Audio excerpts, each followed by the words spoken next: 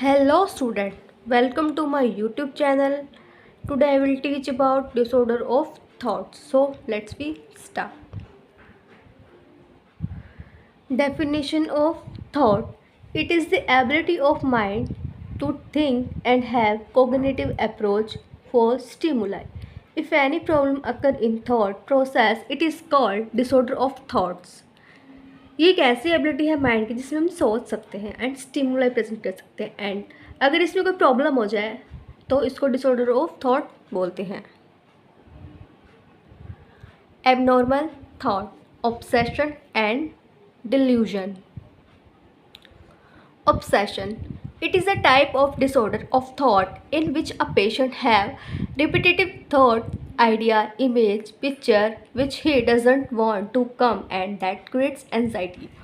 Obsession एक ऐसा disorder है थॉट का जिसमें पेशेंट को रिपीटेटिव थॉट्स आते हैं, आइडियाज़ आते हैं, इमेजेस आती है एंड पिक्चर्स आती है जो उसको एंजाइटी क्रिएट कराती हैं. Delusion.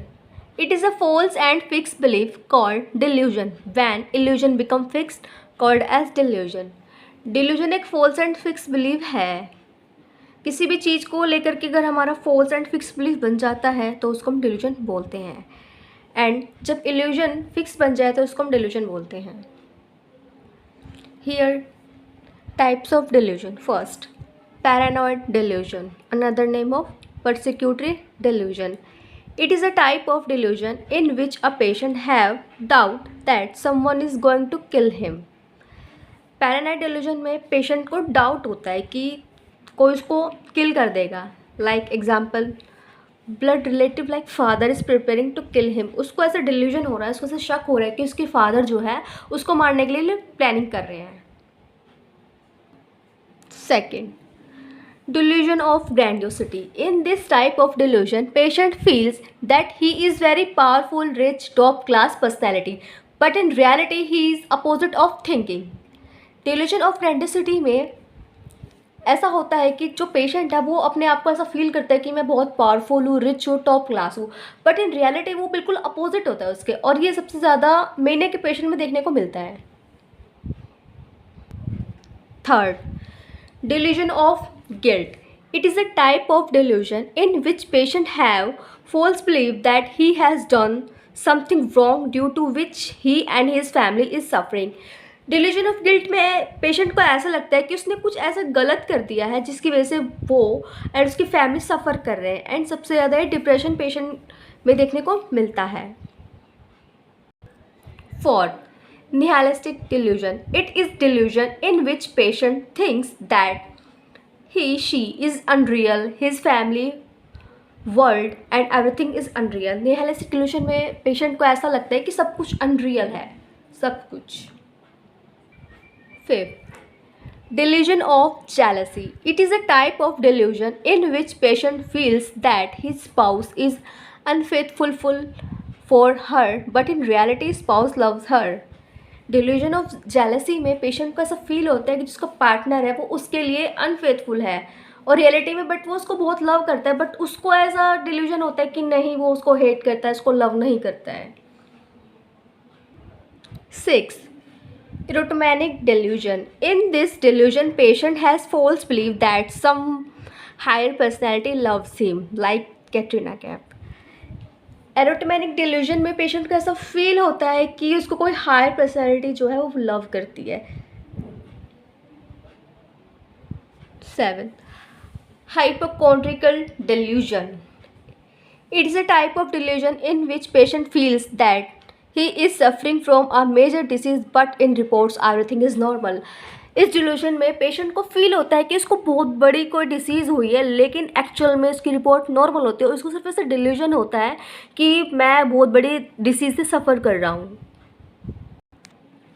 8, delusion of control. In this type of delusion in which patient feels that some external agency is controlling him thoughts. Delusion of control में पेशेंट को ऐसा फील होता है कि कोई एक्सटर्नल चीज़, जो बाहर कोई चीज़ है, उसके थॉट्स को कंट्रोल कर रही है.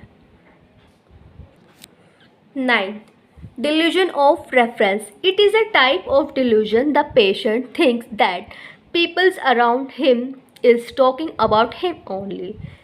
डिल्यूजन ऑफ रेफरेंस में पेशेंट का ऐसा फील होता है कि जितने भी उसके अराउंड पीपल्स है वो सब उसी के बारे में बात करें, लेकिन एक्चुअल में ऐसा होता नहीं है, बट उसको फील होता है। 10th, somatic delusion means patient feels that his body organ parts are working abnormally. Somatic delusion में पेशेंट को फील होता है कि उसका जो बॉडी का पार्ट है वो प्रॉपरली वर्क नहीं कर रहा है। Abnormal form of thoughts, neologism, word salad, circumstantiality, tangentiality, looseness of association, confabulation, abnormal possession of thoughts. First, neologism. It is an abnormal form of thought in which patient coins new words that have meaning to himself only. Neologism में patient खुद ही self words coin करता है, बनाता है, लेकिन उनका meaning सिर्फ उनको ही पता होता है और किसी को उनका मीनिंग पता नहीं होता, क्योंकि वो इस तरह वर्ड्स कॉइन करते हैं एंड वो कुछ भी बोलेंगे तो हमें समझ में नहीं आएगा, सिर्फ उनको उनका मीनिंग पता होगा। Second, word salad. The patient make sentence by group of word that don't make a sense. Word salad ऐसा, इसमें ऐसा होता है पेशेंट जो है ना सेंटेंस बनाते हैं इसका कोई सेंस नहीं होता, बिल्कुल नॉन सेंस होता है वो सेंटेंस। जैसे कि ये एक नॉर्मल एग्जांपल है, a bird is flying in air, but patient sentence क्या बनाता है, a bird car driving in room of air, जैसे कि इसका कोई मतलब नहीं है, तो इसको हम क्या बोलेंगे, वर्ड सैलेड।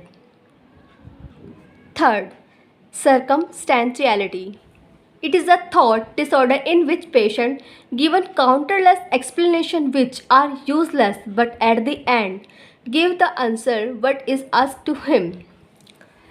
इस कंडीशन में पेशेंट हर तरह के एक्सप्लेनेशन देगा, सब तरह की, बट लास्ट में आके इसमें आंसर देता है। पहले एक्सप्लेनेशन देगा, हमने इसको जैसे कुछ पूछा कि आज तुमने क्या किया, या फिर आज तुमने कॉलेज में क्या किया, तो वो कॉलेज का आंसर ना दे करके बोलेगा कि नहीं आज पहले मैं वहाँ गया, मैं सुबह उठा था, मैंने ये किया, मैंने वो किया, लेकिन वो स्टार्टिंग में आंसर देखो, लास्ट में कहेगा अच्छा आज मैंने तो ये पढ़ा था कॉलेज में, ऐसा होता है इसमें। Fourth, tangentiality. It is the disorder of thought in which patient gives various explanation but never give the answer that is asked. इस कंडीशन में पेशेंट जो है ना हर बहुत तरह के एक्सप्लेनेशन देगा बट करेक्ट कभी आंसर देगा नहीं। जैसे कि मैंने पूछा कि आज तुम्हारा दिन कैसा रहा कॉलेज में, तुमने आज क्या क्या पढ़ा, तो वो फालतू की बात करेगा सिर्फ उसमें, मैं यहाँ घूमने गया था, मैंने सिर्फ ये किया वो किया, मतलब करेक्ट आंसर देगा ही नहीं, इसमें ये होता है। And both circumstantiality and tangentiality comes in disorder of direction. इसमें ये दोनों है डिसऑर्डर ऑफ डायरेक्शन की कंडीशन में आते हैं.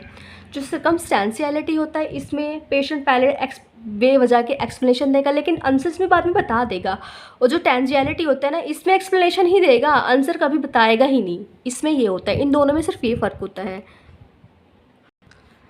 Fifth, looseness of association. It is a condition in which patient not give the correct answer but generally roam around it. इस condition में पेशेंट जो है ना करेक्ट आंसर तो देगा ही नहीं लेकिन उसके आसपास की सारी बातें बताएगा, लेकिन करेक्ट बिल्कुल पॉइंट की बात नहीं करेगा.